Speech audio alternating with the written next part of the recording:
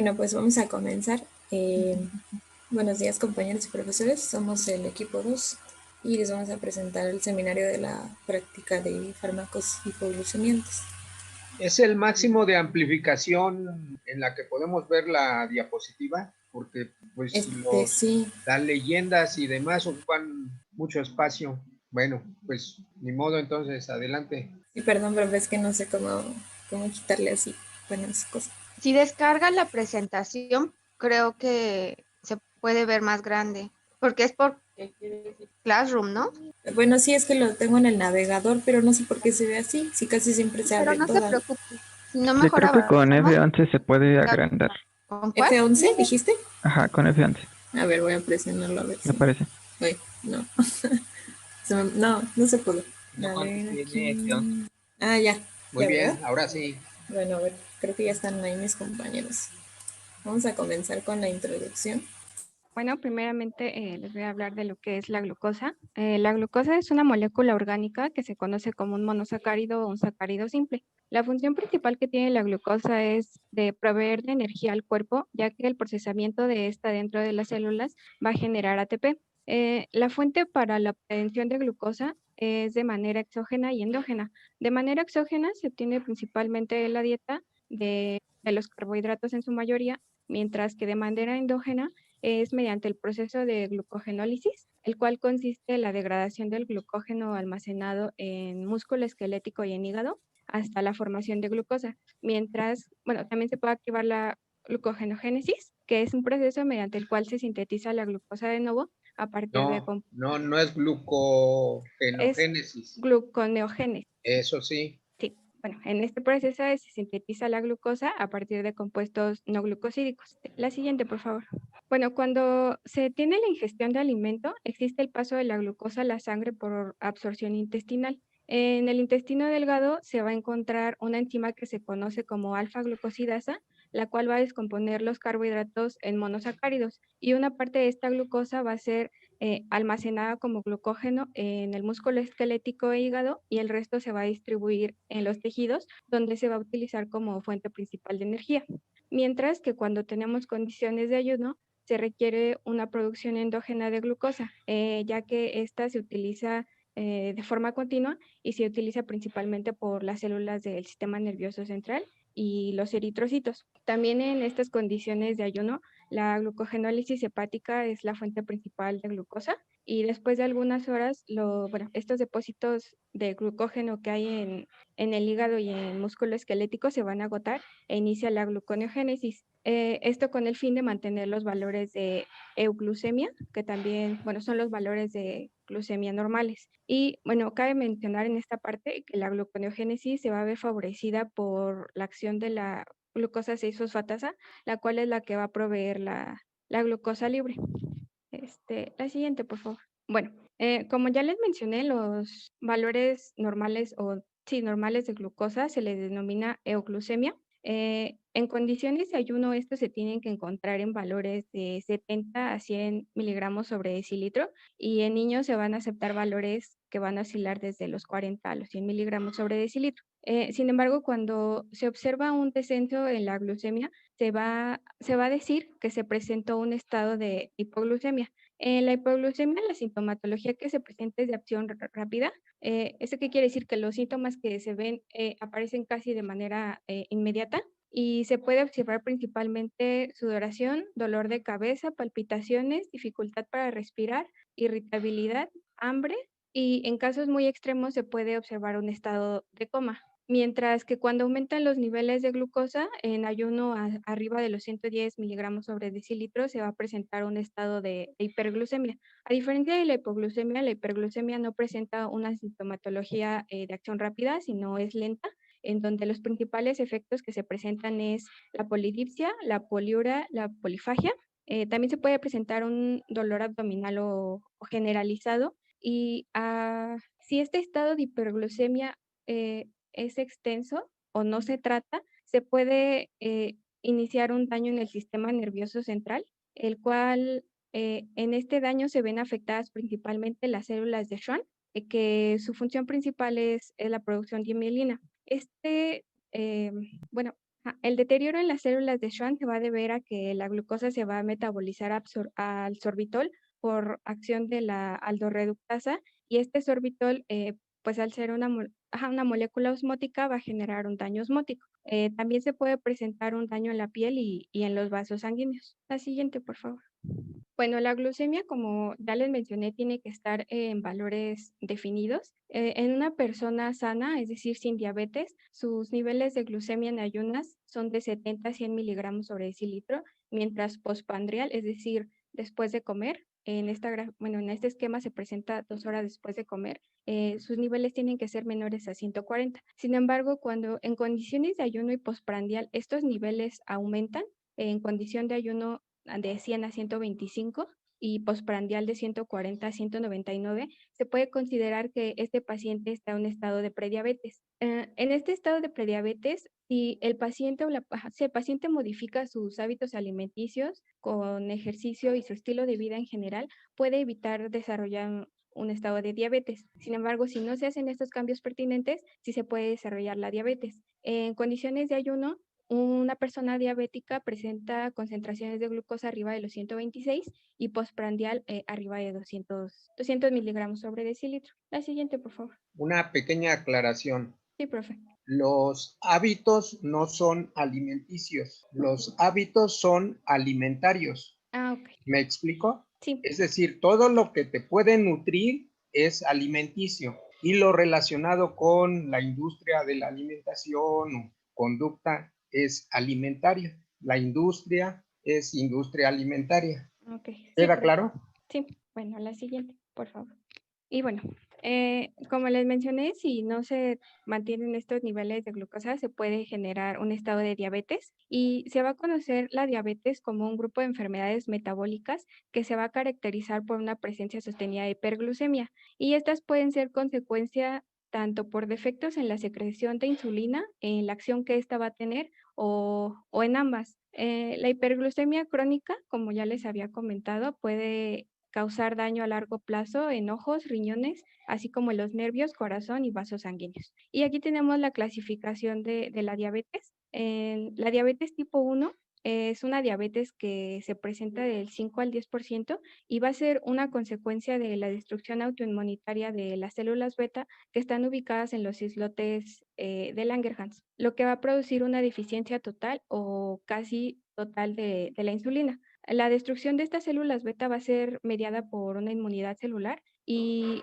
se ha reportado que principalmente existen agentes proinflamatorios como el TNF-alfa, el interferón gamma 1 y en algunos casos interleucinas como la IL-1, que son las que van a ocasionar la muerte de las células. Y bueno, en esta destrucción puede ocurrir en periodos de meses o años y cuando se destruye las células arriba del 80% y sobreviene la hiperglucemia es cuando se establece el diagnóstico de diabetes tipo 1.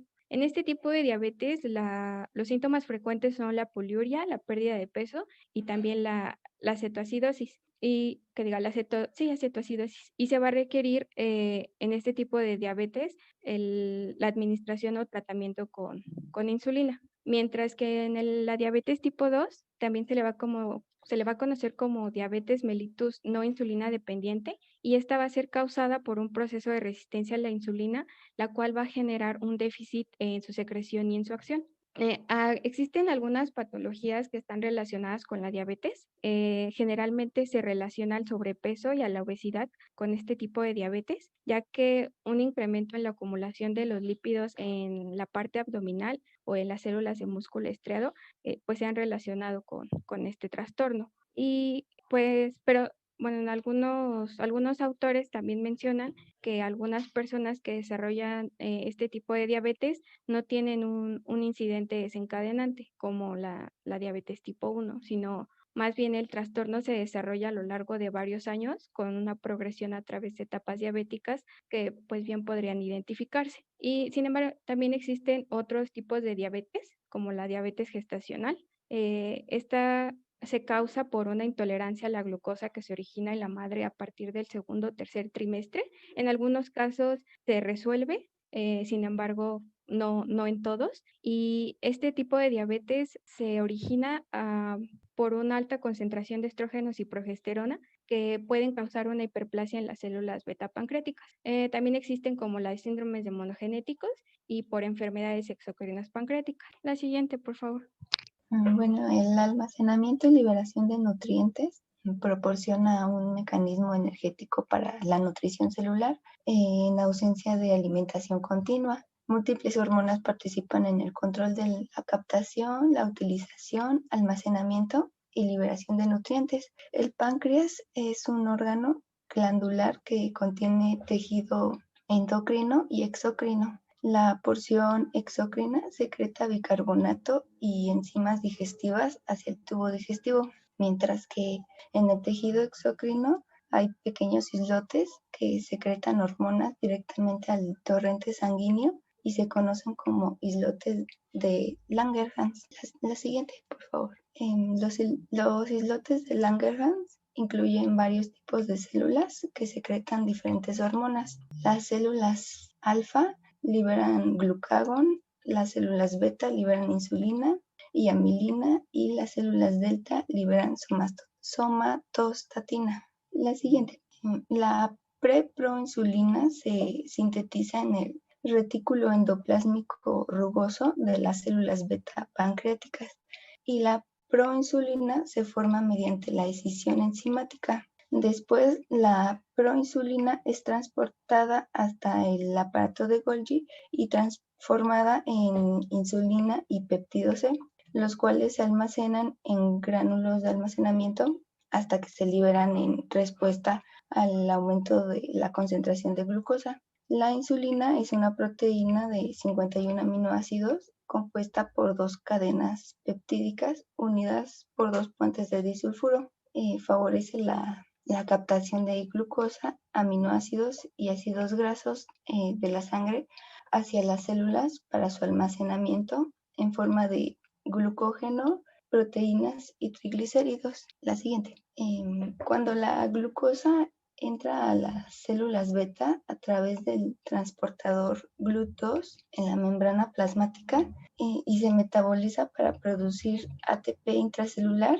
El ATP se une al canal de potasio sensible a ATP e inhibe a la membrana plasmática, lo que provoca disminución de la conductancia de potasio en la membrana.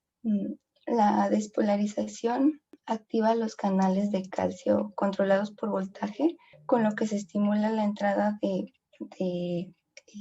calcio y ocurre la fusión de las vesículas que contienen insulina con la membrana plasmática y se da la liberación de insulina hacia la circulación. La siguiente.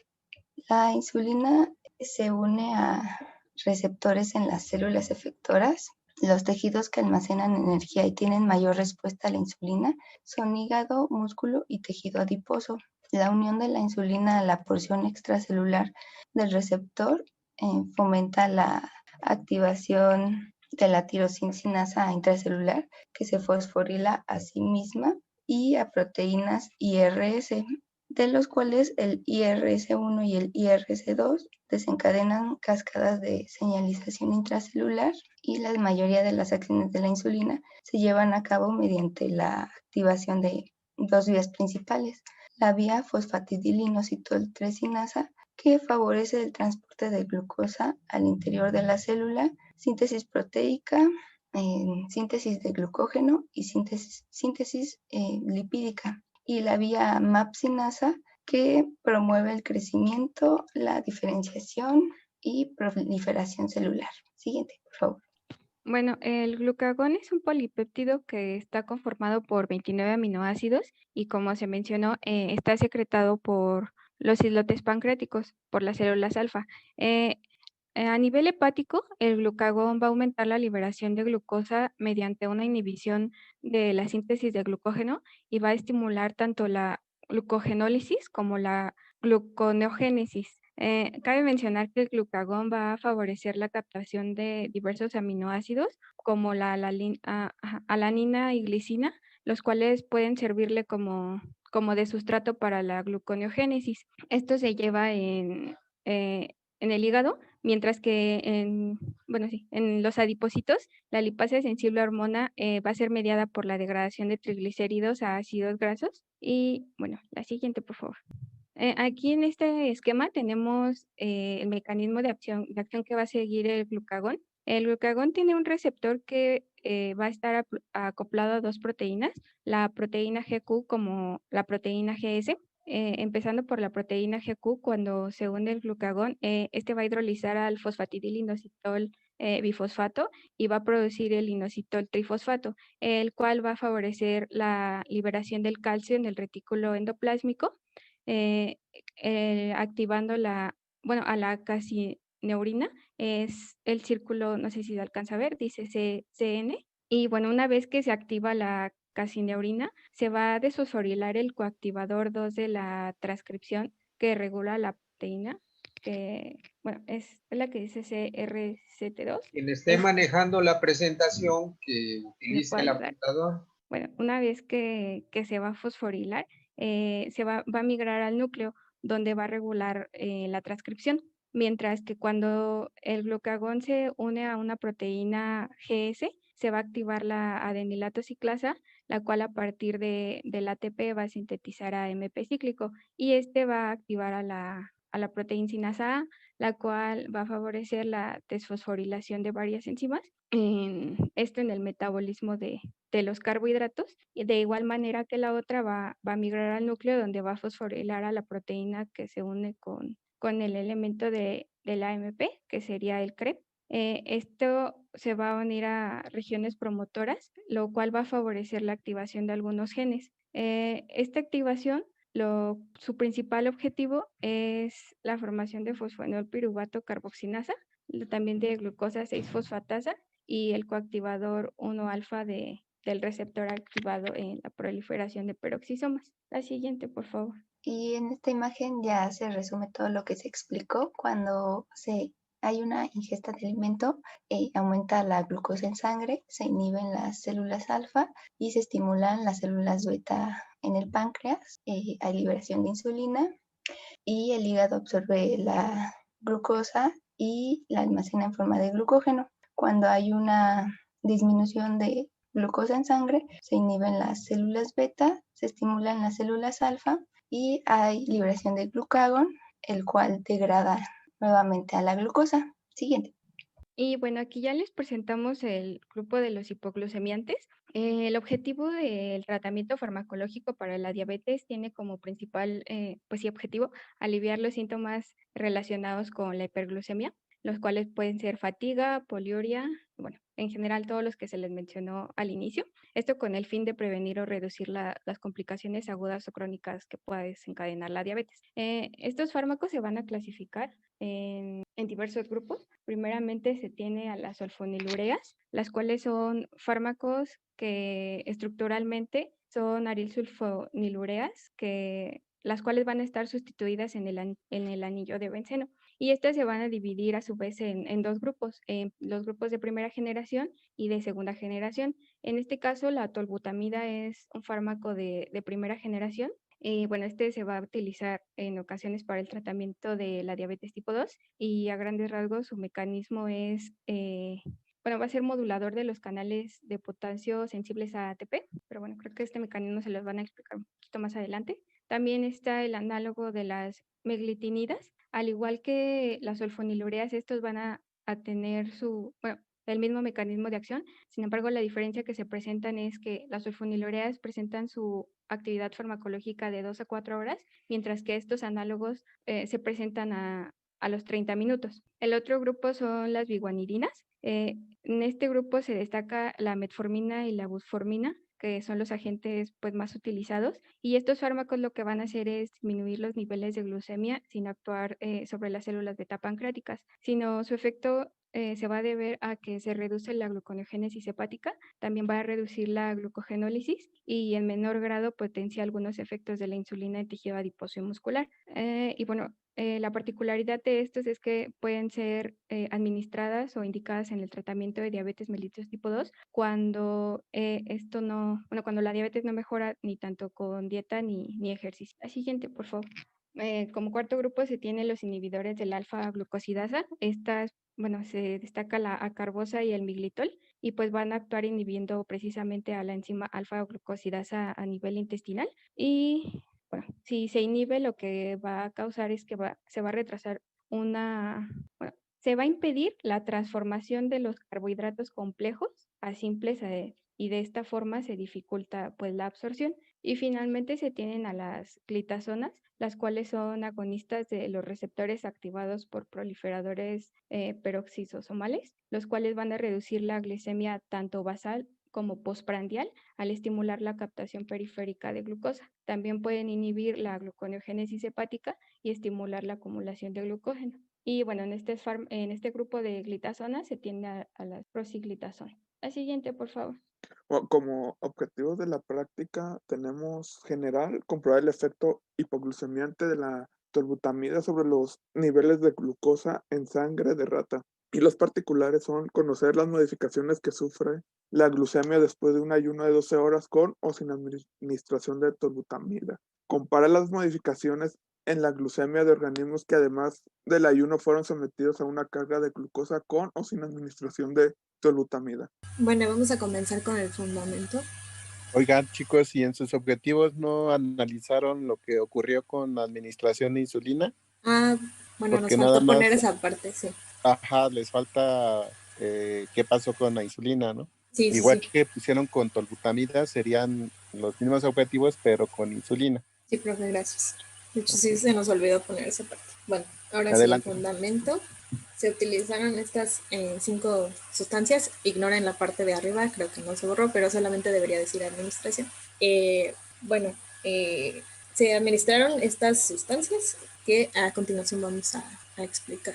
Bueno, la glucosa, el objetivo de su administración fue aumentar los niveles de glucemia, porque pues al principio pues los animales fueron, bueno, se les inhibió el alimento durante 18 horas, me parece, y, no, 12 horas, y después se les midió los niveles de glucemia al tiempo cero, y inmediatamente se administraron las sustancias, y bueno, la glucosa lo que hacía era aumentar esta glucemia que no habían adquirido por los alimentos, y el objetivo fue observar el efecto hipoglucemiante, en este caso de la tolbutamida.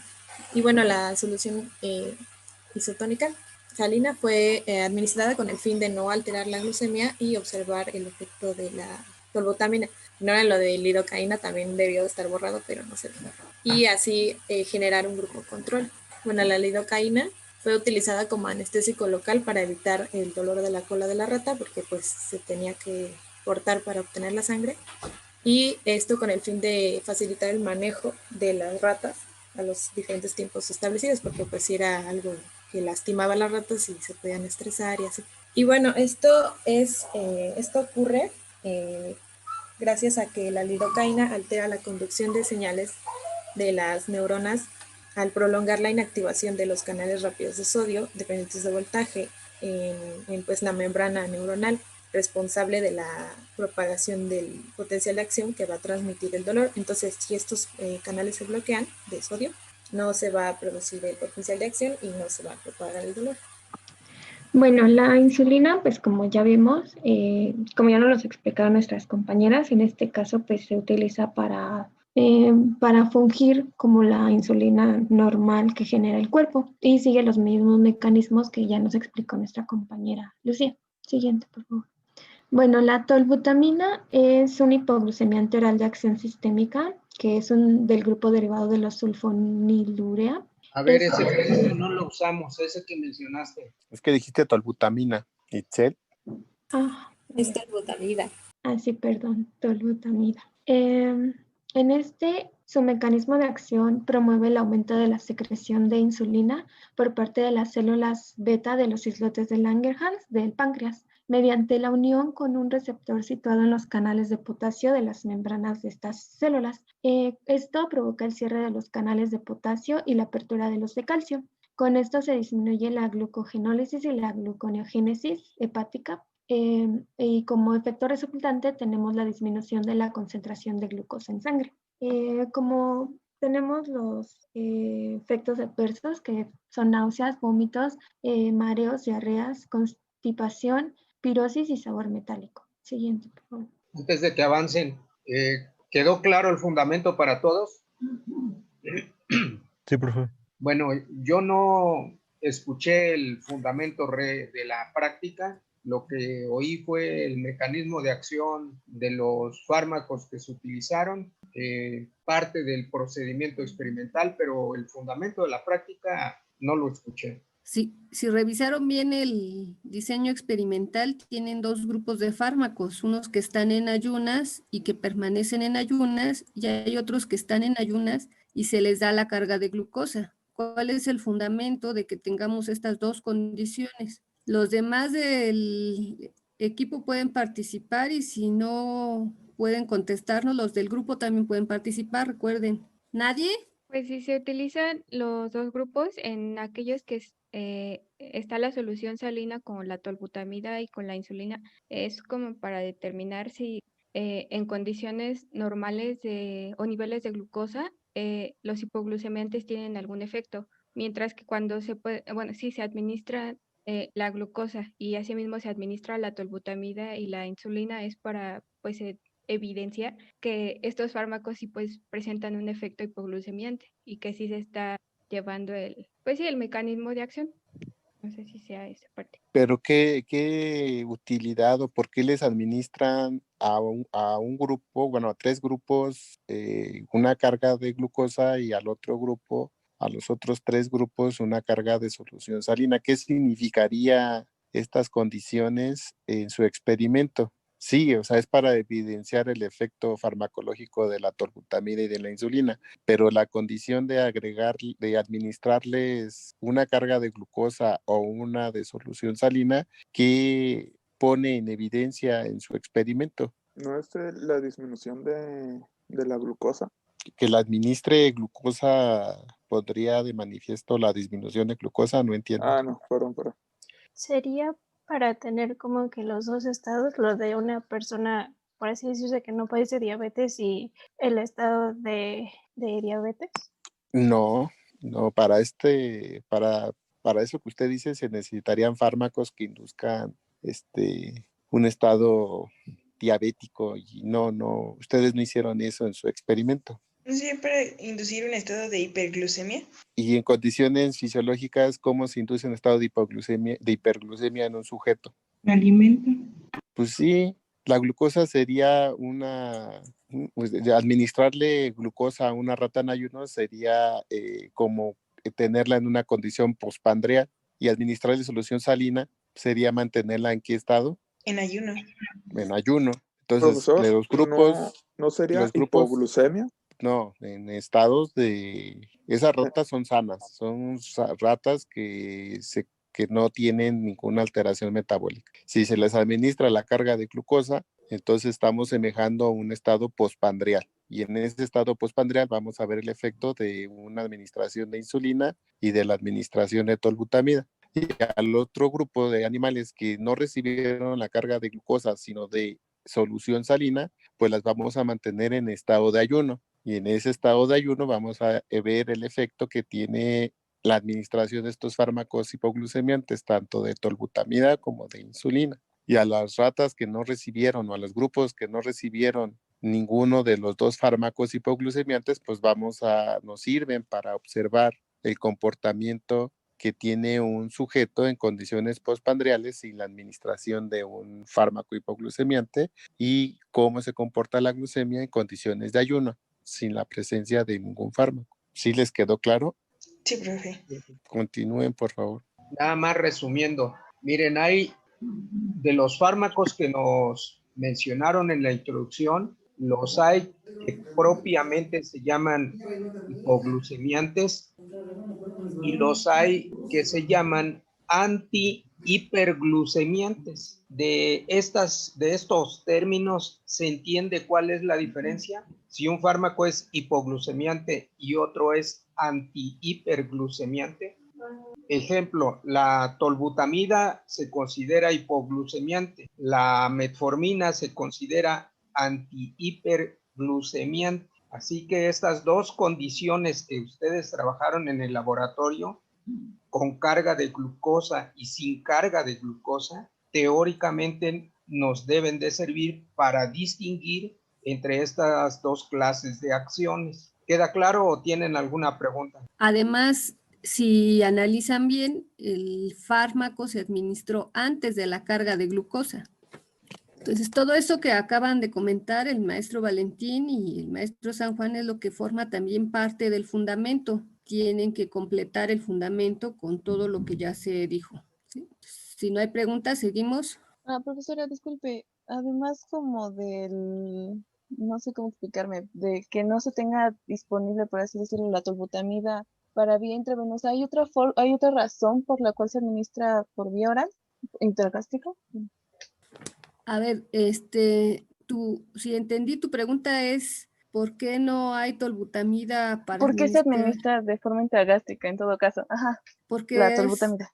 bueno, se administra por vía oral, en las ratas no se las podemos dar y decirles tómate la tableta, ¿no? Por eso se tiene que administrar por vía intragástrica para asegurarnos que llegue la dosis que nosotros estamos administrando hasta el tracto digestivo. Pero estamos comparando precisamente una hipoglucemiante oral o un fármaco antidiabético oral contra la insulina. Para los pacientes que son diabéticos es más cómodo tomarse un fármaco por vía oral que la misma insulina, aunque sea por vía subcutánea.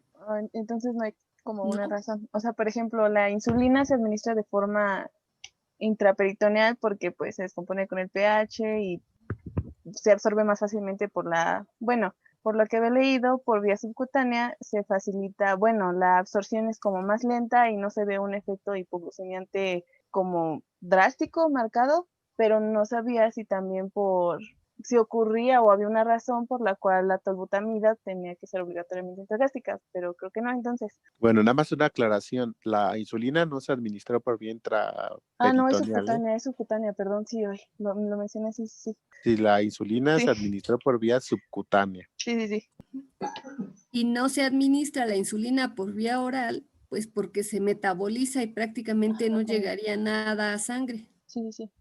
Yo había leído también que la tolbutamida se administra por vía oral porque como es muy viscosa no se puede administrar por vía subcutánea o intramuscular. Gracias. Miren, a nivel de uso como medicamento en el ser humano, se administra por vía oral la tolbutamida por la comodidad de la vía. Es más cómodo tomarse algo por vía oral a que se lo inyecten por la vía que ustedes quieran. Entonces, esa es la razón en la práctica médica en general. Ahora, en el caso particular de nuestra práctica, hay una razón farmacéutica. No contamos con tolbutamida base, no tenemos un frasco de tolbutamida a partir del cual podamos pesar la tolbutamida e intentar preparar una solución para poder administrarla por vía parenteral, ¿sí?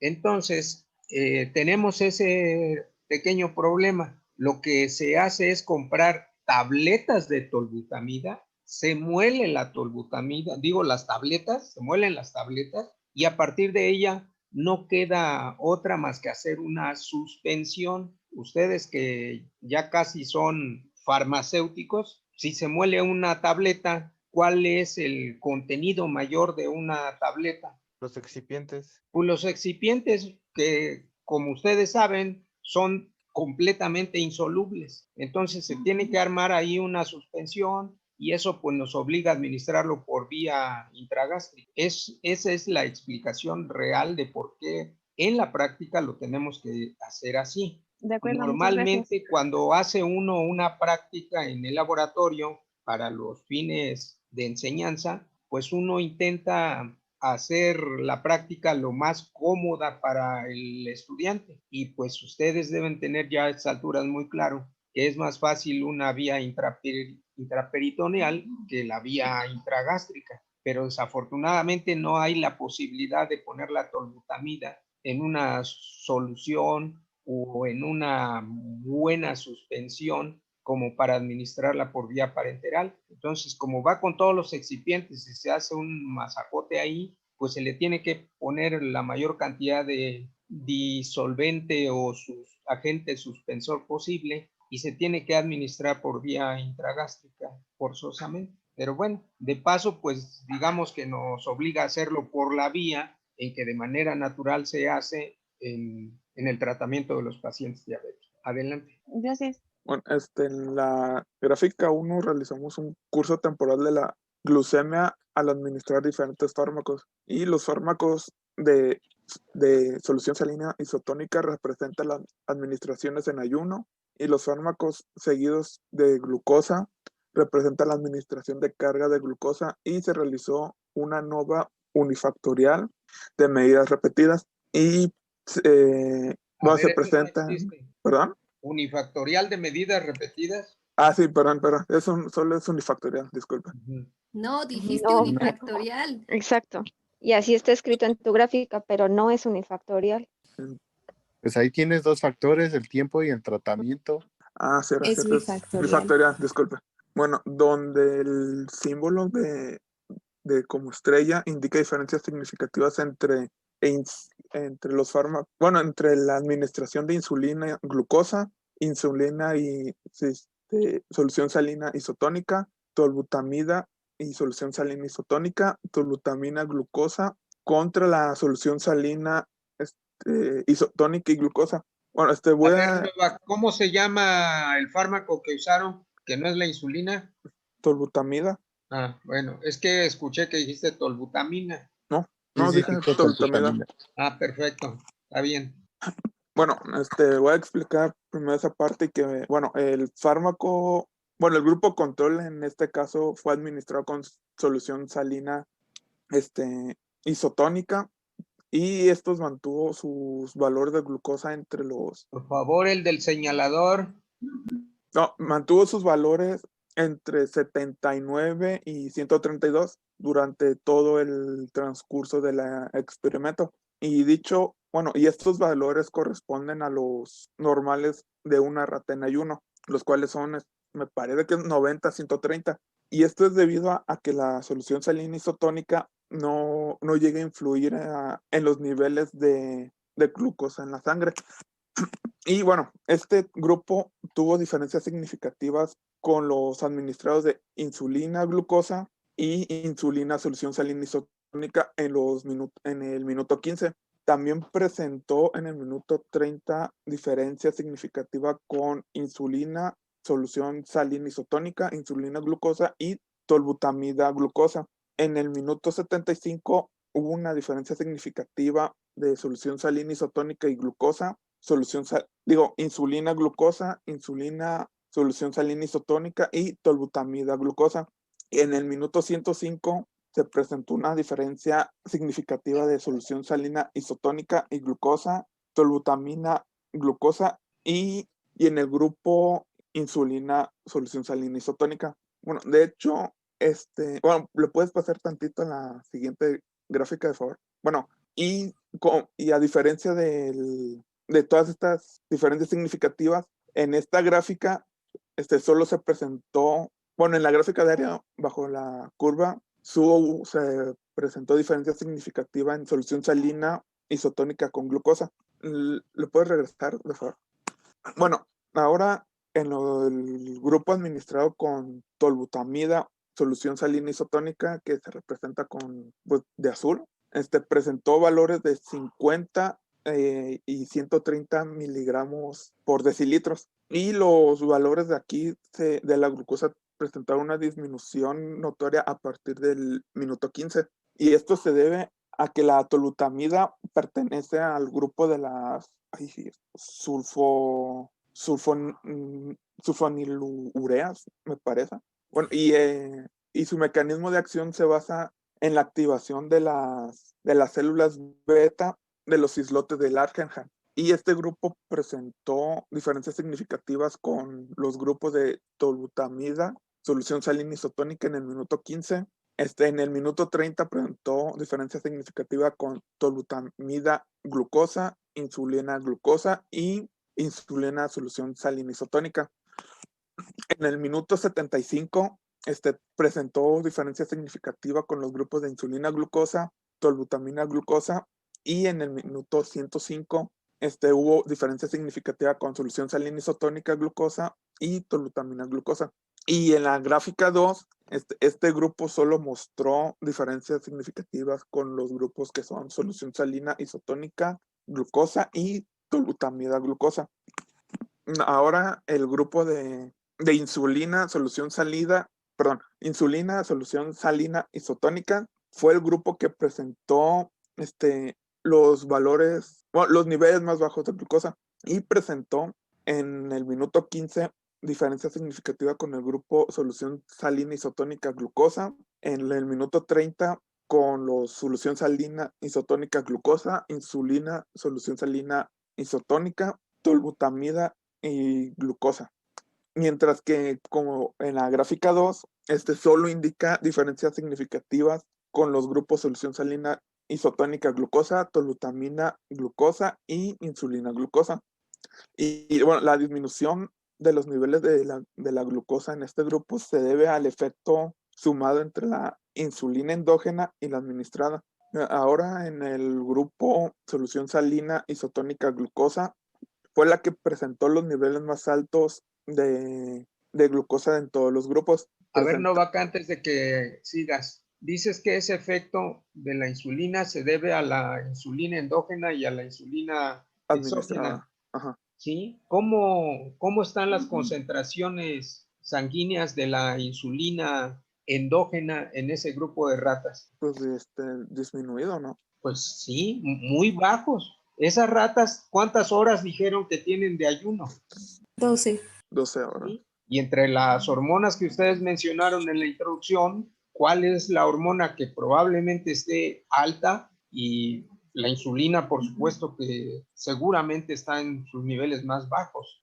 Así que mucha suma entre endógena y exógena no está tan presente. Sigan. No, como mencioné que la solución salina isotónica y la glucosa fueron los que presentaron los niveles más altos entre los demás grupos y presentó una diferencia significativa, de acuerdo a esta gráfica, con los grupos insulina glucosa, insulina solución salina isotónica, tolbutamida solución salina isotónica y tolutamida glucosa en el minuto 15.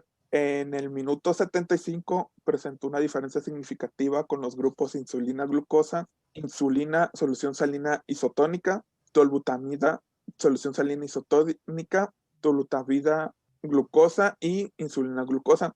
Y en el minuto 105 presentó diferencias significativas con el grupo solución salina isotónica y glucosa. Y de acuerdo a la gráfica 2, presenta solo diferencias significativas con los grupos solución salina, con el grupo control, con el grupo insulina solución salina isotónica y tolutamida solución salina isotónica. Bueno, y ya sería todo. A ver, regrésate, por favor, Nova, a la otra, aquí. Recuerden que tienen dos grupos, uno que está en condiciones de ayuno y uno que está en condiciones postprandiales. Y si tú comparas el grupo que está en ayuno, el grupo control de ese grupo de ratas que estuvieron en ayuno durante todo el experimento, está el comportamiento fisiológico de estas ratas sanas, es la gráfica roja. Sí. Y vas a comparar el efecto de la tolbutamida y de la insulina con respecto a esa gráfica roja. Sí. Y nos tienes que explicar por qué el comportamiento de la tolbutamida en ese grupo de ratas en ayunos y por qué el comportamiento de las ratas que fueron administradas con insulina en esa condición de ayuno. En forma general, ¿qué ocurre con las ratas que les administraste tolbutamida y estaban en ayuno? Pues presentaban condiciones de hiperglucemia. ¿De qué? Hiperglucemia. ¿Hiperglucemia? Hiperglucemia. ¿Qué línea le describe lo que le está diciendo el doctor Valentín? Está por debajo del control. Es la azul. Es la azul. Otra vez. Ajá, otra vez, Novak. La gráfica roja te habla de las condiciones fisiológicas de una rata que está en ayunas y te está marcando la las concentraciones plasmáticas de glucosa durante el tiempo que midió o que se hizo el experimento. Sí. Y ahora, si le administra tolbutamina, vea el comportamiento, qué pasa con los niveles o con las concentraciones de glucosa en las ratas cuando les administró tolbutamina con respecto a la gráfica roja. ¿Es mayor o es menor? Tuvo un efecto hipoglucemiante, ¿no? ¿Cómo? Tuvo un efecto hipoglucemiante. Para que usted me pueda decir que tuvo un efecto hipoglucemiante, usted me tendría que decir si hubo diferencia significativa entre la gráfica roja y la gráfica azul en los diferentes puntos que midió. ¿Hubo diferencia significativa entre los puntos en los tiempos que midió con respecto a la gráfica roja? No. Entonces, ¿hubo un efecto hipoglucemiante o no hubo un efecto hipoglucemiante? No hubo efecto. Aunque la gráfica muestre que sí, ¿no? Que la concentración de glucosa es menor con respecto a la gráfica de las ratas que estuvieron en ayuno y que recibieron solución salina como tratamiento. Ahora, ¿qué pasó con los de la gráfica verde o con el grupo de rata en ayunas que les administró insulina? Este sí presentó diferencia significativa, pero Y solo entonces ahí en la insulina en las ratas que mantuvieron ayuno, ¿qué efecto tuvo la insulina? Hipoglucemiante. Sí, lo mismo que acaba de hacer con los grupos en ayunas, con los 3 grupos en ayuno, tiene que hacerlo así, en esa forma, tiene que analizar sus resultados con respecto a las ratas que estuvieron o que tuvieron una carga de glucosa. Tiene que compararla con el grupo control, con el grupo testigo que recibió solamente la carga de glucosa y no recibió un tratamiento hipoglucemiante o antihiperglucemiante o hipoglucemiante. Entonces, la gráfica amarilla es el comportamiento que tiene una rata en condiciones fisiológicas después de una carga de glucosa. ¿Qué ocurre en ese grupo de ratas con la glucosa, con la glucemia? Pues incrementó. Hubo un incremento. Hubo un incremento significativo. ¿Y qué pasó con esa carga de glucosa con el tiempo? Fue disminuyendo. Fue disminuyendo. ¿Hasta qué valor? Pues aproximadamente como 350 miligramos por decilitro. Ok. ¿Por qué ocurre esto? ¿Qué mecanismos ocurrieron en el animal, en los animales administrados con una carga de glucosa y por qué fue disminuyendo la glucemia conforme avanzó el tiempo? Pues porque empezaron a orinar, sería una. ¿Por qué? Porque empezaron a orinar y empezaron a eliminar la glucosa. ¿A poco? Liberación de insulina endógena. ¿Cuál es el estímulo Novak que induce una secreción de insulina por parte de las células beta pancreáticas? Las del equipo, sus compañeros del equipo, ayúdenle a Novak. Lo que desencadena la liberación de la insulina es el aumento de la glucemia. Exacto. Entonces, si a esa rata les dieron una carga de glucosa, pues aumenta las concentraciones plasmáticas y eso induce, ¿qué induce? La disminución de la glucemia. No, primero la secreción de insulina por parte de las células beta. ¿Sí, Novak? Sí, profesor. Y eso es lo que usted observa en la gráfica que ocurre conforme avanza el tiempo. La glucemia va disminuyendo. Ahora, eso es lo que ocurrió en condiciones fisiológicas sin que le administraran un fármaco. Esas ratas les administraron solución salina isotónica. ¿Qué pasó cuando le administraron la tolbutamida? Pues la concentración a nivel fisiológico, pues la concentración con tolbutamina es menor. ¿La concentración de qué? De glucosa. Si lo compara con la gráfica amarilla, ¿cómo es la glucemia en estas ratas con carga de glucosa con respecto? Es menor. ¿Hay diferencia significativa en los tiempos en los que evaluó entre el tiempo 30, 75 y 105 con respecto a la gráfica amarilla? Sí hubo diferencia. Si hay diferencia, entonces, ¿qué efecto tiene la tolbutamida en este grupo de ratas administradas con una carga de glucosa? Un efecto hipoglucemiante. Un efecto hipoglucemiante. Ahora, ¿qué pasa con las ratas que recibieron una carga de glucosa y les administraron insulina, que es la gráfica negra, con respecto a la gráfica amarilla? Pues también presentó un efecto hipoglucemiante. ¿Y esto por qué ocurre? ¿Novak? No es porque aumenta la captación de glucosa. Sí, ¿Por qué el efecto hipoglucemiante es mayor con respecto al grupo de tolbutamida? ¿Se acuerda cuando usted explicó la gráfica verde? Sí. ¿Qué dijo cuando explicó la gráfica verde usted? Que no hubo diferencia con el No, control. con la explicación de por qué la glucemia estaba por debajo, todavía mayor que el grupo control. Dijo que había... por el efecto sumado de la insulina endógena y la administrada. El doctor le hizo la corrección de que eso no era correcto. En la gráfica negra, donde administró una carga de glucosa e insulina, ahí se aplica esa explicación. Además de la insulina que usted está administrando, la misma rata, ¿qué está haciendo? La está secretando. Insulina endógena. Sí. ¿Sale? Sí, por eso. Si usted le tuviera que administrar un fármaco a un sujeto diabético, ¿cuál le administraría? ¿Tolbutamida o insulina? ¿Por qué? Pues insulina. ¿Por qué? Porque las concentraciones de glucosa no son tan elevadas a diferencia de tolbutamida. Hay un detalle además que no mencionaste, Novak, de todos los tratamientos que se aplicaron allí, ¿en cuál de ellos la glucemia regresó a su nivel basal? Con la insulina. Con la insulina, fíjate, a pesar de que se le dio una carga de glucosa como a los otros dos grupos, al de salina glucosa y al de salina tolbutamida, ve que de esos tres grupos, el único que regresó al nivel basal de glucemia fue el que recibió la insulina. Los demás todavía va a pasar mucho tiempo para que lleguen a su nivel basal, acorde con la pendiente que llevan esas curvas. ¿Sí lo ves? Sí. Bueno, es muy importante y es un detalle que no comentaron, pero bueno, ya lo dijimos. Adelante.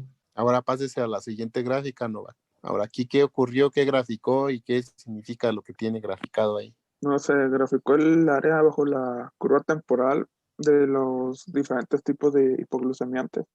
Y bueno, los fármacos seguidos son representados con solución salina isotónica, representan la administración en ayuno, y los fármacos seguidos con glucosa representan la administración de carga de glucosa.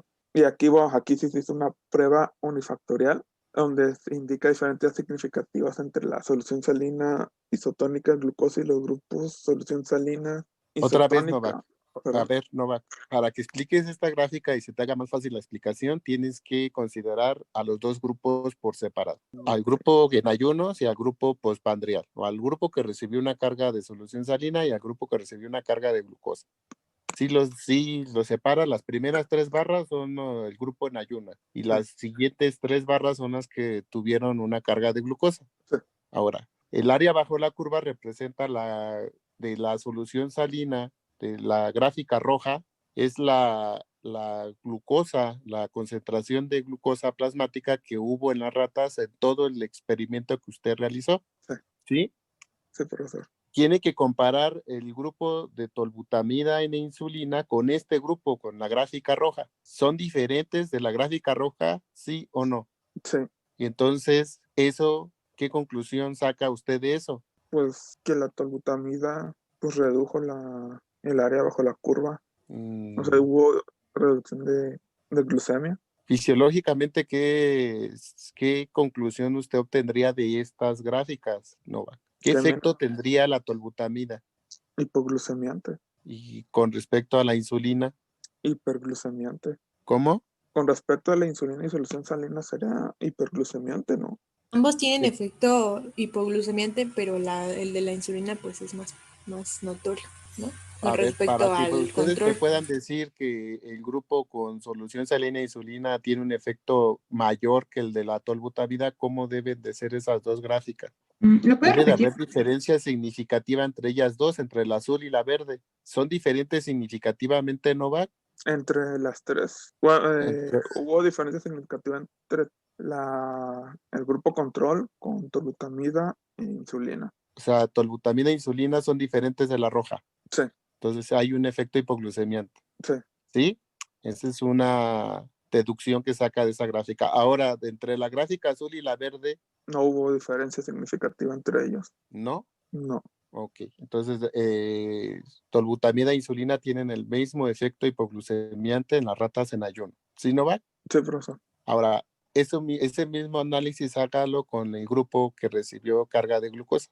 Pues comparando la solución salina con la carga de glucosa y con el control, ahí sí fue el único que presentó una diferencia significativa, y en este caso, pues tuvo un efecto No lo compares hiperglucemiante. con las rojas, compara Entre ellas. la gráfica amarilla, la morada y la negra. Ok. Pues no presentaron ninguna diferencia significativa entre ellas. O sea que las tres pues tienen el mismo efecto hiperglucemiante. A ver, otra vez. A ver, Novak, no hay diferencia significativa entre la barra amarilla y la barra negra. Pues no, pues en el análisis que realicé no me salió. No te creo. Yo tampoco. Sí, hay diferencia significativa. De hecho, lo reduce los niveles de glucosa pues, a la mitad, ¿no? Pues sí, o sea, es una súper diferencia, diría yo, como para que no se haya encontrado diferencia significativa. Es más, yo recuerdo que hay diferencia entre la barra amarilla, la barra morada y la barra morada negra. incluso difiere de la barra negra. No, hay diferencia entre los tres grupos. Sí. Y es más, hasta donde recuerdo también había diferencia en los grupos que no recibieron la carga de glucosa, los tres primeros que ya analizaron. Sí, yo también me acuerdo que sí había diferencia entre tolbutamida e insulina. A ver, entonces, estos son los resultados del equipo que está exponiendo, según el análisis estadístico que ellos hicieron. ¿Qué les dio a los otros equipos? Que sí hay diferencia entre ellos. Al equipo 6 también le dio diferencia entre ellos. Entonces tienen que revisar su análisis, Novak. Sí, profesor. Vale, entonces, ¿qué conclusión sacas de esta última parte? Pues que hay diferencia entre los tres grupos administrados. Eso no es una conclusión, eso es un hecho que usted está viendo en su gráfica. Eso Pero es el análisis estadístico. Ajá, con respecto a al significado fisiológico, ¿qué puede concluir usted con esas biológico, tres farmacológico, Que hay un aumento de la glucemia. ¿Cómo? Que hay un aumento significativo de la glucemia. O sea que la tolbutamida y la insulina aumentan la glucemia. Sí, o la concentración. ¿En serio? Es que eso lo está diciendo porque la está comparando con la gráfica roja. Recuerde lo que le dijo el maestro Valentín. Para analizar estos datos tiene que ver los dos grupos. Entonces, si usted administra glucosa, sí, encuentra un aumento de la glucemia. Pero cuando administra la glucosa, perdón, los fármacos, ¿qué observa con respecto de la gráfica amarilla? Pues que... ¿La morada es más pequeña o más grande que la gráfica amarilla? Pues es menor. Ajá, entonces... Si es menor el área bajo la curva o la glucemia en el tiempo que midió el experimento, ¿qué efecto tiene la tolbutamida en su rata? Hiperglucemiante. ¿Hiper? ¿Por qué sería hiper? Si ya usted dijo que es menor con respecto a la gráfica. A ver, Novak, ¿qué es la hiperglucemia? Altas concentraciones de glucosa. Más allá, ¿qué significa el prefijo hiper y qué significa el prefijo hipo? Hiper es mayor y pues menor.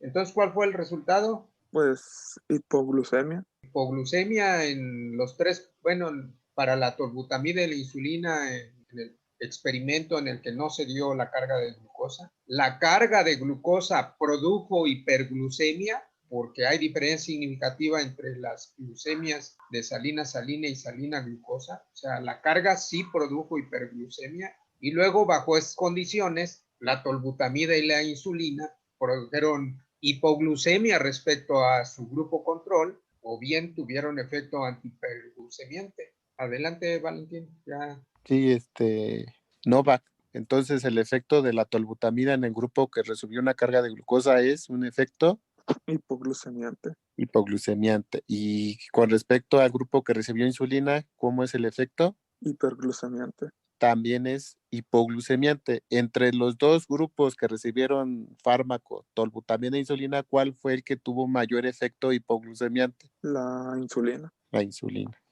¿Sí? Sí, profesor. O también podría decir un efecto antihiperglucemiante, ¿vale? Sí. Adelante, chicos. Bueno, estas serían nuestras conclusiones, pero pues obviamente las vamos a modificar ya después. Sí, porque esto parece el resumen de resultados. Sí, no. Entonces, pues no son válidas ahorita. Entonces, pues eso En sería forma todo por general, nuestra ¿qué parte. podrían decir como conclusión de su práctica? Pues que tanto tolbutamida como insulina tienen efecto hipoglucemiante, que no se comprobó el efecto hipoglucemiante de la insulina. Y en este caso, pues es más potente que el fármaco tolbutamida. De forma general, pero pues ya habría que hacer mejores conclusiones, ya en el reporte y todo. Sí, chicos, y un consejo eso de que no se observó, siempre redacten en positivo, porque siempre cuando les preguntan algo, lo que tienen que hacer es lo que sí encontraron, más no todo lo que no encontraron y todo lo que hacen mal. Entonces siempre Tendrían redacten muchas en positivo. conclusiones. ¿Mandé? Tendrían muchas conclusiones. Ah, sí, no me salió porque siempre trabajo mal y así siempre, porque siempre excusan que lo hicieron mal. Entonces, no, redacten en positivo, lo que sí vieron, como consejo para ya todas sus presentaciones a futuro.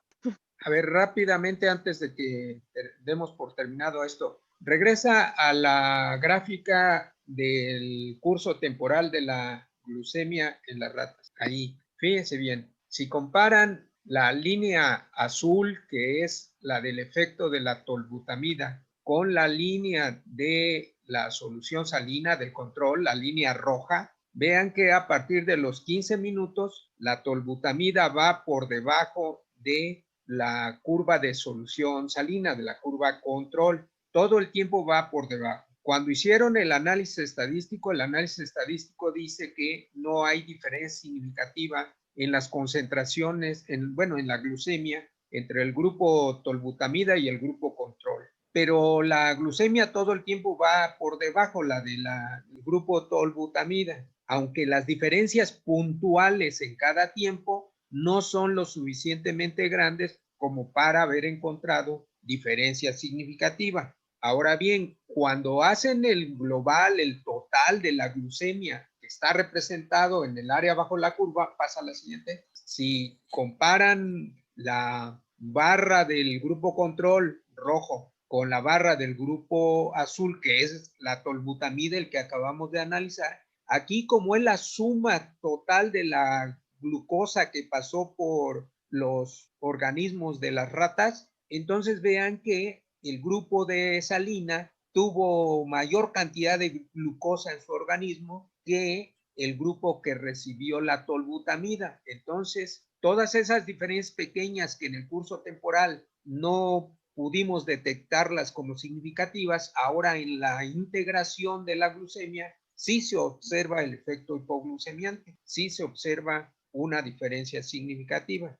para que les quede claro por qué en un caso no se ve y por qué acá ya se ve. De hecho, eso es lo que justifica que hagamos esta gráfica, la del área bajo la curva, porque pueden ocurrir cosas como estas que estamos explicando durante el curso temporal. ¿Queda claro? Creo que sí. Sí, profe, gracias. Sí, profe. Bueno, adelante. Lo que también les debe de quedar claro es la diferencia entre el efecto global de la tolbutamida y de la insulina. Ay, perdón.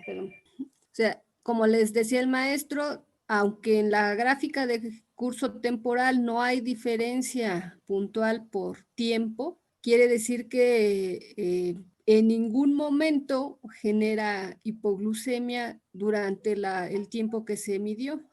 Aunque el efecto global en esta gráfica es que sí mantiene los niveles de glucemia más bajos que el control. En cambio, la insulina, en la gráfica de curso temporal, sí llega a producir hipoglucemia en algunos de los puntos. Y en esta gráfica, pues se ve que el efecto hipoglucemiante es mayor que el de la tolbutamida. ¿Sí se entendió? Sí, profesor. ¿Algo más? ¿Preguntas, dudas? ¿Algo que quieran agregar? Yo tengo una pregunta, profesora. Entonces, ¿podríamos solo poner diferencias significativas en la división de los grupos, como dijeron? O sea, en el que se administró solución salina, solo poner las diferencias significativas en ese grupo y poner las diferencias significativas del otro grupo que sí nada más, porque comparar, por ejemplo, la insulina con solución salina y la solución salina con glucosa no tendría sentido, ¿sí? No sé si me expliqué un poquito. Sí, es más fácil analizar los datos si los analizan de esa forma separada, porque los dos grupos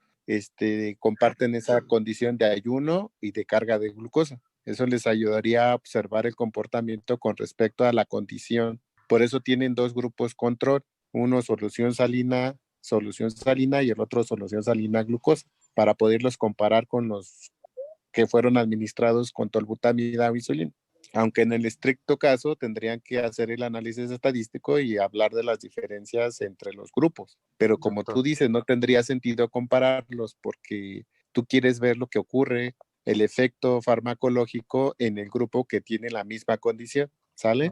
Sí, o sea, pueden poner Sale, todas las pues. diferencias significativas que salen en el análisis, pero como les dice el maestro Valentín, ya para la discusión y ver los efectos farmacológicos, ya les va a servir solamente algunas. Entonces sí las pueden poner en su gráfica, porque eso es lo que sale en el análisis, pero para la discusión de los resultados les conviene hacerlo como les explicó el maestro. De todas maneras, si ustedes observan sus resultados estadísticos de la gráfica que estamos viendo, las glucemias en los 3 grupos que recibieron glucosa son más altas y difieren significativamente de los 3 primeros grupos. O sea que los resultados, digamos, están bien separados en cuanto a los 2 grupos que se tuvieron, glucemia basal y con carga de glucosa. ¿Más preguntas? ¿Dudas? Parece que no. Parece que no. Entonces, le vamos a dejar aquí y vamos a continuar con la clase en 10 minutos. Entonces, ¿damos descanso? Sí. A las 10:43. 10:45. Ok. 10:45 continuamos. Sí. Entonces también, además del propranolol, que no es selectivo para receptores beta, porque bloquea tanto beta 1 como beta 2, también se utilizan los bloqueadores selectivos como el atenolol. Y en cuanto a sus usos, vean que se emplean para el tratamiento, bueno, son utilizados justo en las personas que han sufrido de un infarto cardíaco. Lo más frecuente es que haya taquicardia en estos pacientes, taquicardia que puede ser de origen del nodo seno auricular. Ustedes saben que esa taquicardia es inducida por las catecolaminas, así que un bloqueador de los receptores beta pues es de utilidad. Y también se utilizan profilácticamente para prevenir la recurrencia de las arritmias, particularmente como los receptores donde fundamentalmente es importante su acción son los que están presentes en los nodos, tanto en el nodo seno auricular como en el nodo aurículo ventricular. Por eso es que son de utilidad en el tratamiento de la fibrilación auricular paroxística. Cuando las aurículas tienen una alta frecuencia de generación de potenciales de acción, estos pueden pasar a través del nodo aurículo ventricular y inducir también taquicardia ventricular. Entonces, el uso de estos bloqueadores beta lo que van a hacer es que van a reducir la velocidad de conducción en el nodo aurículo ventricular y de esta manera van a evitar que los ventrículos también tengan taquicardia. Cuando el corazón tiene una taquicardia muy alta, se vuelve ineficiente para enviar el gasto. Es por esta razón que es necesario evitar que la frecuencia muy alta que pueda estar produciéndose en las aurículas pase a los ventrículos, reduciendo la velocidad de conducción del nodo aurículo ventricular y produciendo cierto grado de bloqueo de los potenciales de acción de las aurículas hacia los ventrículos. Entonces, como aquí señala, estos son de gran utilidad cuando las arritmias son por hiperactividad catecolaminérgica o simpatoadrenal. ¿Alguna pregunta? No, profe. Avanzamos.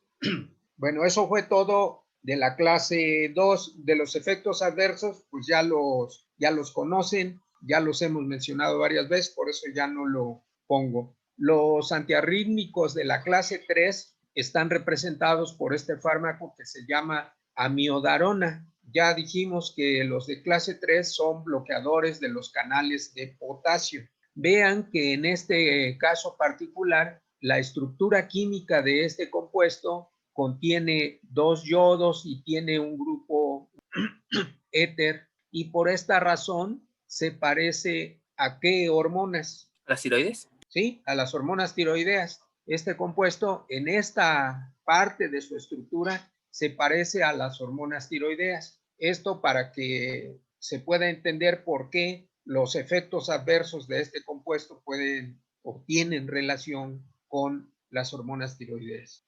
Bueno, en cuanto al mecanismo de acción, sí recurrimos nuevamente al hecho de que cuando no hay fármaco, la curva negra, cuando se llega a este círculo negro, aquí el 25% de los canales de sodio se han recuperado de la inactivación, y de aquí en adelante, pues teóricamente ya podría volver a responder en cualquier momento esta célula. Pero cuando se está bajo el bloqueo de los canales de potasio, entonces la duración del potencial de acción se incrementa, la línea roja, y sería hasta este punto donde está este rombo, donde se alcanzaría nuevamente la recuperación del 25% de los canales de sodio, y de aquí en adelante teóricamente podría dar un segundo potencial de acción la célula. Entonces vean que debido al efecto del bloqueo de los canales de potasio, hay un aumento en la duración del periodo refractario efectivo de la célula, y por lo tanto esto implicaría una reducción probable en la frecuencia de disparo de cualquier célula cardíaca que esté bajo el bloqueo de los canales de potasio por un agente como la amiodarona. Esto es lo mismo que se presenta aquí. Se hace la aclaración que este tipo de fármacos, si son altamente selectivos para el bloqueo de los canales de potasio, si solo bloquean los canales de potasio, lo que van a hacer es aumentar la duración del potencial de acción y con ello del periodo refractario efectivo, sin modificar la fase de ascenso del potencial de acción, porque esta se debe a la apertura de canales de sodio y de calcio. ¿Queda claro esto? Sí, profe. Sí, profe. Sí, profe.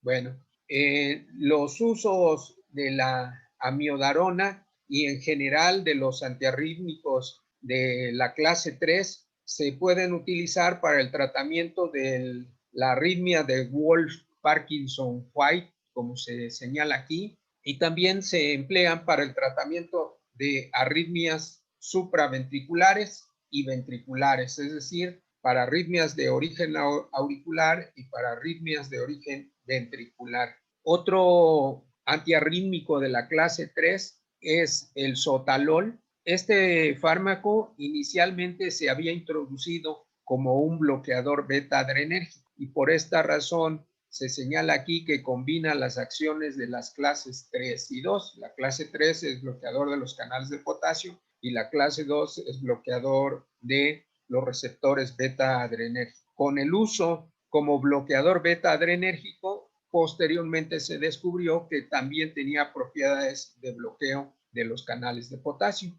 y actualmente ya no se usa en calidad de bloqueador beta adrenérgico, sino se utiliza en calidad de agente antiarrítmico. Entonces, sus principales usos pues es en el tratamiento de arritmias supraventriculares, para el tratamiento de extrasístoles ventriculares, pero es un fármaco de segunda elección. ¿Alguna pregunta? Los efectos adversos. La amiodarona es uno de los fármacos que mayor número de efectos adversos puede inducir, e incluso de gravedad. Un efecto adverso que se ha asociado de manera clara con la amiodarona es la fibrosis pulmonar, y esta puede ser progresiva y mortal. Se tiene que suspender el uso de la amiodarona si hay algún indicio de que pueda estar causando este problema. Otros efectos, por lo que les comenté cuando les presenté la fórmula, puede producir hipo o hipertiroidismo, es decir, según el paciente, según la vulnerabilidad del paciente, puede actuar como si se tratara de las hormonas tiroideas, es decir, puede actuar como un agonista tiroideo o como un antagonista tiroideo, puede presentarse cualquiera de las dos cosas. También induce fotosensibilidad y algunos microdepósitos corneales. El sotalol, como la mayoría de los bloqueadores de los canales de potasio, puede inducir prolongación del intervalo QT y con ello producir esta arritmia que se llama taquicardia ventricular polimórfica. ¿Alguna pregunta? Profesor, ¿cuál es la diferencia entre las taquicardias y las taquiarritmias? Estrictamente hablando, taquicardia simplemente significa una frecuencia aumentada. Si decimos taquicardia ventricular, lo que se quiere decir es que la frecuencia de los ventrículos está aumentada. Y si ustedes, por ejemplo, hacen ejercicio, tienen actividad física intensa, lo más seguro es que tengan taquicardia. Bueno, cuando se dice taquiarritmia, lo que se está diciendo es que es una frecuencia aumentada, pero fuera de ritmo. Ya no fisiológica, sino que es patológica. ¿Sí se entiende? Sí, profesor. Los antiarrítmicos de la clase 4 están representados por el verapamil y el diltiazem. De estos, el que más se emplea como agente antiarrítmico es el verapamil. Aquí se hicieron algunos experimentos con el diltiazem y se hizo una curva dosis-respuesta, digamos. Aquí se representa en las líneas rojas un potencial de acción ventricular, y vean que el potencial de acción de mayor duración, aquí donde está esta línea, lo que está señalando esta línea negra, es un potencial de acción que se obtiene en condiciones control, en condiciones basales, y el 3 señala que se utilizó una dosis de 3 micromoles por litro de diltiazem, y esta dosis de 3 micromolar no afecta, no se observa ningún cambio respecto del control. Están encimadas las dos respuestas, tanto del control como de la dosis de diltiazem 3 micromolar. Cuando la dosis se incrementa a 10 micromolar, vean que la duración del potencial de acción se reduce, y si se incrementa la dosis a 30 micromolar, se observa una marcada disminución de la duración del potencial de acción. Esto traducido a la fuerza que desarrolla la célula, aquí en azul,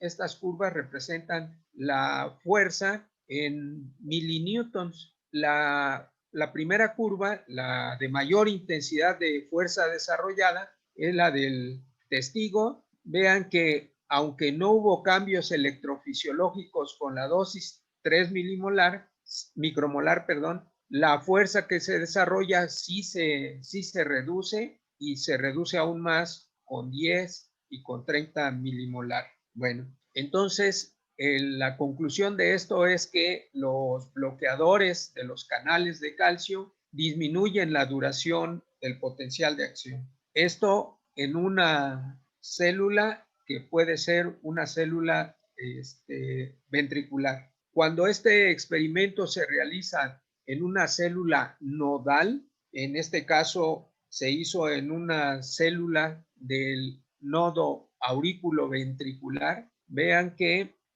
aquí las concentraciones que se utilizaron son del orden milimolar. El potencial de acción nodal control en rojo, con 0.1 milimolar de diltiazem, con 0.3 y con 1 milimolar. Los efectos que se producen en la célula nodal son semejantes a los que se produjeron en una célula nodal ventricular. El resultado es reducción en la duración del potencial de acción. Entonces, teóricamente, esto se puede extender a las acciones de cualquier bloqueador de los canales de calcio de tipo L. Aquí se representa más o menos lo mismo que les acabamos de mostrar en las diapositivas anteriores, la reducción en la duración del potencial de acción y vean que también en este caso se señala que la fase 0 también se ve afectada, es decir, se reduce la pendiente de ascenso del potencial de acción. Por lo tanto, estos potenciales de acción se van a conducir con menos velocidad.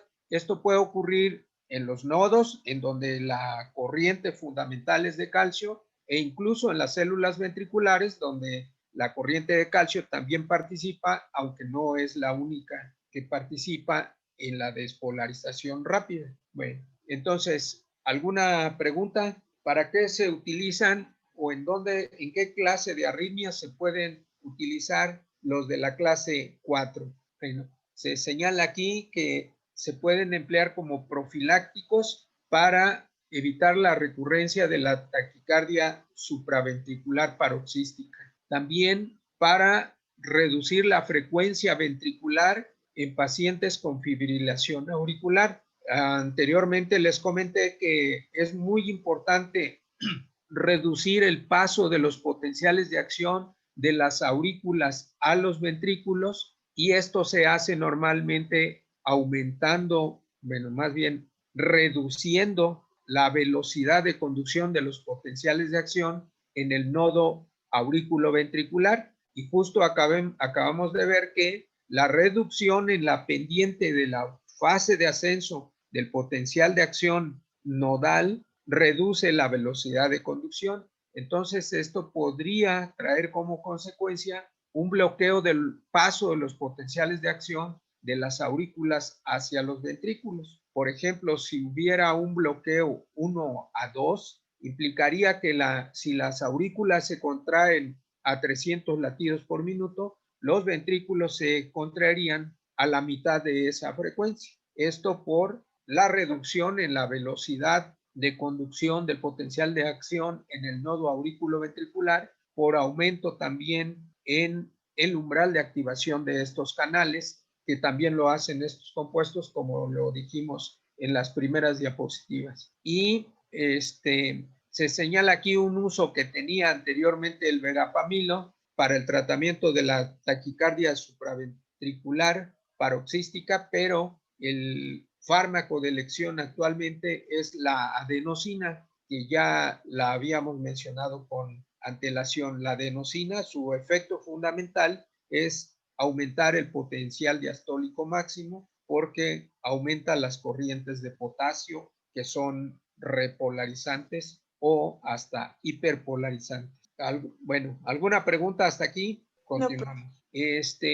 Como pueden ustedes ver, la clasificación de von Williams solo incluye 4 mecanismos de acción: bloqueo de los canales de sodio, bloqueo de los receptores beta adrenérgicos y bloqueo de los canales de potasio y bloqueo de los canales de calcio. Bueno, hay otros fármacos que tienen mecanismos de acción diferentes y que también eventualmente pudieran utilizarse como agentes antiarrítmicos o tratar algún padecimiento cardíaco, como podría ser el mismo paro cardíaco. Entre esos están la atropina, estas 2 catecolaminas, la digoxina y la que hemos mencionado más, la adenosina. Aquí también podemos mencionar la ranolacina, que es un bloqueador de los canales de sodio, tanto particularmente se ha encontrado que es bloqueador de la corriente tardía de sodio, de las que les mencioné en la clase pasada. Y también otro agente antiarrítmico que se emplea es la vibradina, que en particular es un bloqueador de los canales FONI del marcapaso. Es el único que actualmente está autorizado como agente antiarrítmico, siendo bloqueador de los canales FONI. Este es un resumen general, que es una tabla que está en el Goodman y Gilman, en la edición más reciente. No sé si está en las anteriores, pero bueno, en la reciente sí. Vean, aquí en la primera columna está el fármaco antiarrítmico y están todos los que hemos mencionado y otros más: la lidocaína, la fenitoína. No la habíamos, creo, mencionado, pero fenitoína o difenilidantoína. Este fármaco se les mencionó cuando se estudiaron los agentes antiepilépticos. Las dos primeras columnas se refieren a las propiedades de bloqueo de los canales de sodio. Entonces, todo fármaco que bloquee los canales de sodio implica que son fármacos de la clase 1, como ya lo hemos mencionado. Están otros, la megiletina, la procainamida, la quinidina, sí la mencionamos. Este es el agente antiarrítmico más antiguo, porque se conoce desde hace muchísimos años. La disopiramida, que la mencionamos, la propafenona no la mencionamos, pero es otro más de los agentes antiarrítmicos. Vean que en la primera columna está el tiempo de disociación de los canales de sodio en segundos, y están los valores, algunos ya se los mencioné, como el de la lidocaína y el de la disopiramida y el de la flecainida. Para todos los que son bloqueadores de los canales de sodio, está aquí el tiempo de disociación.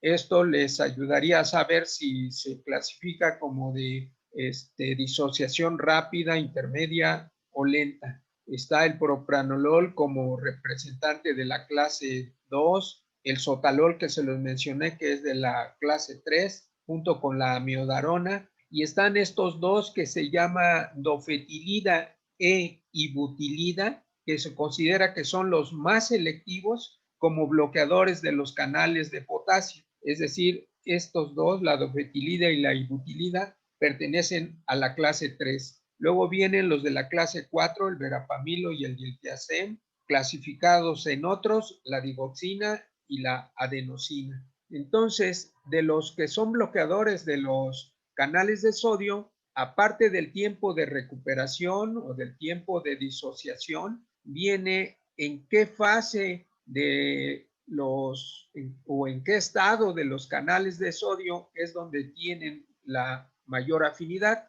Y esto de lo que ya habíamos dicho, por ejemplo, la lidocaína tiene más afinidad por los canales de sodio inactivos que por los abiertos. La difenilidantoína solo tiene afinidad por los inactivos, la procainamida por los abiertos, la O es de open. Entonces, quiere decir que todos estos tienen mayor afinidad por los canales en estado abierto. La propafenona más o menos igual por los abiertos que por los inactivos, y esto, la miodarona y la dronedarona por los inactivos. También se señala en esta otra columna su capacidad para aumentar la duración del potencial de acción. Los que tienen esta especie como de palomita, quiere decir que aumentan la duración del potencial de acción y que esta propiedad es de utilidad para los fines clínicos. Y vean que hay un buen número de fármacos que, además de bloquear los canales de sodio,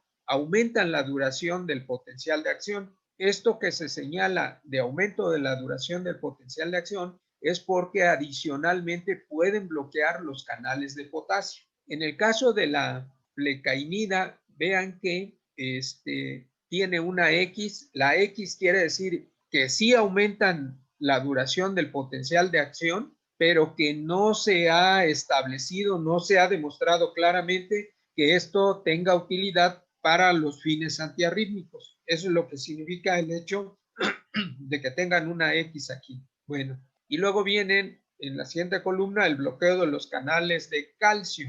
Entonces, como bloqueo de los canales de calcio con utilidad clínica, está el verapamil y el diltiazem. Y vean que hay algunos, entre los que está incluso la flecainida, que tiene cierta capacidad de bloqueo de los canales de calcio.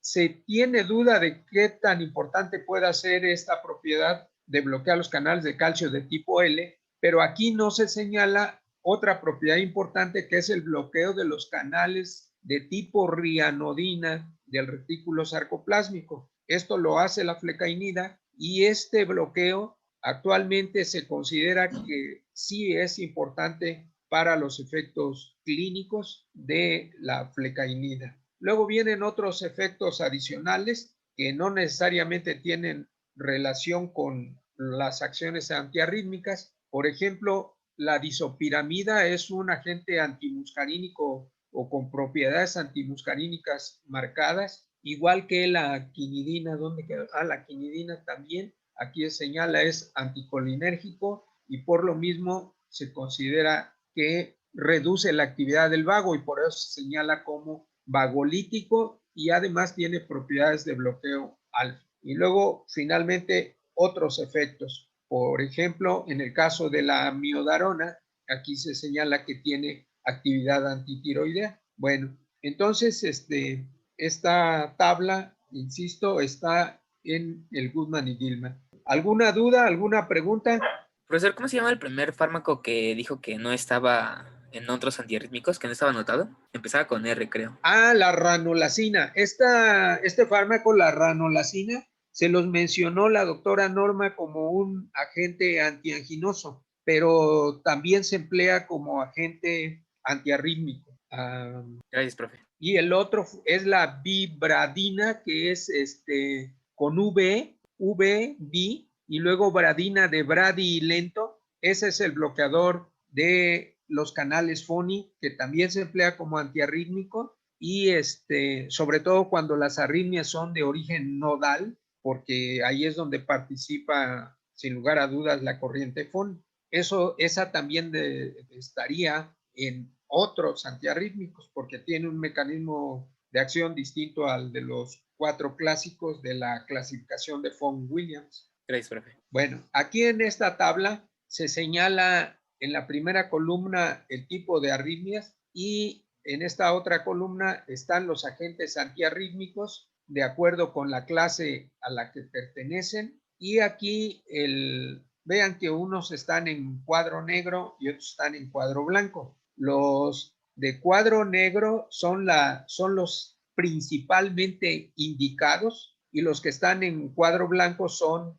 de segunda elección. ¿Me explico? Entonces, por ejemplo, para el aleteo o flóter auricular de la clase 2 se suele utilizar el metoprolol. Este sería un bloqueador beta 1 selectivo. También se puede emplear de la clase 3 el verapamilo. Y como alternativo, si estos no funcionaran, algo así, se podría emplear la digoxina. Entonces, color negro quiere decir que es el indicado y color blanco implica secundariamente indicado. Aquí también se señala la dofetilida, que es pues es de clase 3, el bloqueador de los canales de potasio, es de los más selectivos. Entonces, esto sería para arritmias auriculares, las más importantes, el aleteo auricular y la fibrilación auricular. Se me pasaba algo. Vean que acá al final de fibrilación auricular, que corresponde a otros, dice tratamiento anticoagulante.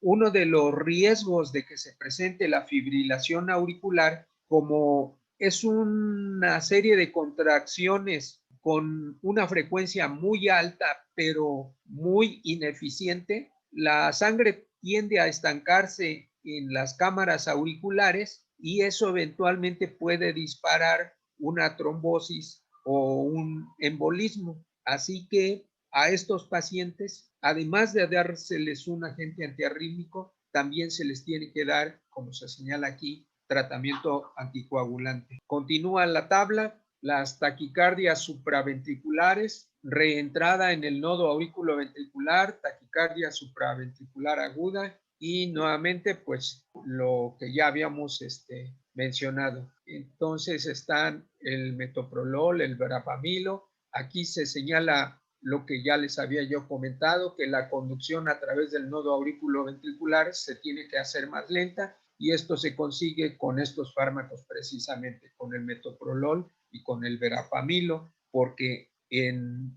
los nodos es muy importante la corriente de calcio, de ahí la indicación del verapamilo, y en estos nodos también la actividad de las catecolaminas es precisamente aumentar la velocidad de conducción, así que si se pone un bloqueador beta, pues se va a producir el efecto contrario.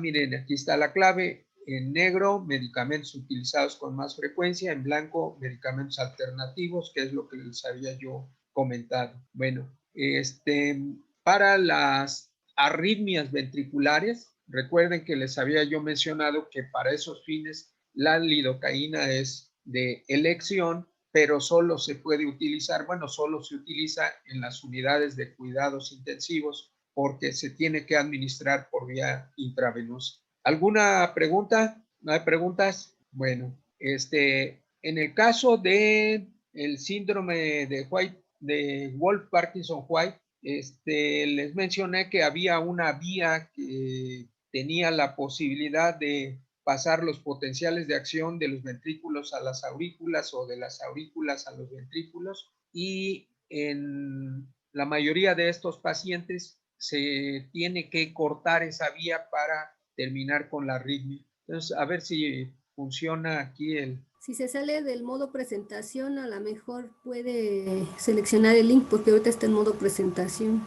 Sí, pero es la manera en que se activa. Si no está en modo presentación, no se activa. Mira, lo que... Igual ahora y cortar y sí. pegar el link. Ya quedó. Ahí voy. Ya. Un poco de paciencia. El corazón es un músculo que se contrae en una secuencia rítmica durante toda la vida. Cada latido es estimulado por No una... se ve, maestro. sistema de conducción. Creo que tiene que compartir la pantalla del video. A ver, espérenme. O sea, ¿qué es lo que ven? La diapositiva donde tiene el link. Sí, nada más se escucha el Por eso le decía que se saliera del modo audio. de presentación. Bueno, a ver. Ajá, ponga compartir pantalla y así todo lo que usted ponga es hacia donde se va, es lo que vamos a ver. Pues, le pongo Porque hay compartir. compartir Si presentación. ya tiene otro abierto el compartir una video, es más fácil. Ándale, ya. Late entre 60 y 100 veces por minuto. A ver, vamos a... El corazón es un músculo que se contrae en una secuencia rítmica durante toda la vida. Cada latido es estimulado por una señal eléctrica generada por el sistema de conducción del corazón. Un corazón normal late entre 60 y 100 veces por minuto. En un ritmo cardíaco normal, la señal eléctrica del corazón sigue una ruta específica a través de este músculo. La señal comienza en el nódulo sinoauricular o SA, ubicado en la aurícula derecha. El nódulo SA hace que la aurícula se contraiga y bombee sangre a los ventrículos. Luego la señal eléctrica se desplaza a través del nódulo atrioventricular o AB hacia los ventrículos. Ante esta señal, los ventrículos se contraen y bombean sangre a los pulmones y al cuerpo. A veces, un problema en el sistema de conducción hace que los latidos del corazón sean acelerados, demasiado lentos o irregulares o erráticos. La ablación con radiofrecuencia es un procedimiento médico utilizado para corregir la arritmia o latidos irregulares. Antes de la ablación, se realizan estudios de electrofisiología para identificar la zona exacta del corazón que necesita tratamiento. En este procedimiento, se inserta un catéter en una arteria de la pierna y se guía a través de la arteria hasta el corazón. Una vez que se coloca el catéter en el sitio indicado del corazón, los electrodos en la punta del catéter emiten ondas de radio. Esta energía calienta y destruye el tejido cardíaco que causa un ritmo cardíaco anormal. En la mayoría de los casos, el corazón retoma el ritmo cardíaco normal luego de la ablación. No obstante, algunos pacientes pueden necesitar medicamentos o la inserción de un marcapasos. Existen diversas complicaciones asociadas con este procedimiento que deben analizarse con el médico previamente a la cirugía. Bueno, ¿alguna pregunta? Creo que no, profesor. No, bueno, entonces, ¿qué hora es? Tenemos 20 minutos. Mande. Pero antes tenemos que ponernos de acuerdo porque estaba programado el examen para mañana. ¿Para mañana? Sí. Ya la semana que entra entregamos calificaciones, se suben calificaciones. Sí, bueno, ¿y entonces? Pues lo que había sugerido la maestra Adriana es que hiciéramos el examen extra clase. Bueno, si no lo hacemos mañana y lo hacemos extra clase, ¿cuándo lo haríamos? ¿Cuándo tendrían la posibilidad, hablo de los estudiantes, de hacer el examen? La sugerencia es que sea el lunes. ¿El lunes? Pues sí, porque si no el martes tendría que ser a la hora de clase. Bueno, podría ser el martes por la tarde, ¿no? Teóricamente. Pero no, bueno, el lunes por la tarde o el martes a la hora de clase. El lunes por la tarde. ¿A qué hora tendrían disponibilidad jóvenes estudiantes? Pues yo ya no, bueno, varios de mis compañeros ya no tendríamos clase todo el lunes. Entonces, pues más bien para mis compañeros que están en algún otro grupo, que Sí. tengan clase en la tarde, que ellos digan. Ah, bueno, sí. O en la mañana, si ya no. Por eso, los que tienen disponibilidad de todo el lunes, entre comillas, pues dejarían que los compañeros, como dijo, no supe quién, que los compañeros que sí todavía tengan alguna actividad, pues que ellos planteen a qué hora no se sobrepone con o no se sobrepondría con el examen. Dice Elisa que ella tiene un examen por la tarde, que sería el lunes en la mañana. Bueno, Bueno, a ver, vamos, si lo decimos así como turnos, ¿quién tendría problemas para hacer el examen el lunes por la mañana? Si lo hay, por ejemplo, ¿les conviene a las 9, a las 10 de la mañana, a las 11? A las 11 estaría bien, ¿no? A las 11, profe, sí. A las 11, profe. Bueno, entonces, El lunes a las 11. lo dejamos así programado para el lunes a las 11. Sí, profe. Muy bien. Todos de acuerdo, ¿eh? Estamos de acuerdo. Sí. Muy bien, entonces, También lo de la última práctica, ya ve que no se va a entregar reporte, o porque no daría tiempo de calificarlo. ¿Cuál última práctica? No, Justo está la de hipoglucemiantes, o si la se los va a pedir como reporte. Sí. Esta me toca a mí, pero no tengo problema. Si el examen se hace hasta el lunes, pues no voy a calificar, entonces la puedo calificar el fin de semana. Ah, pero para que la entreguen entonces mañana. A ver, Norma, como dices, a ti te corresponde, entonces, Sí, pues tú. máximo el sábado, No. serían las 6 prácticas, ¿no? El sábado a las 10 de la mañana máximo, tienen mañana todo el día y el sábado hasta las 10 de la mañana. Es solamente una práctica. Sí, solo una práctica. ¿Alguna objeción, alguna opinión? No, profesora, nada más si nos pasa su correo, por favor. Se los escribo aquí, el que está en el... A ver, redes sociales.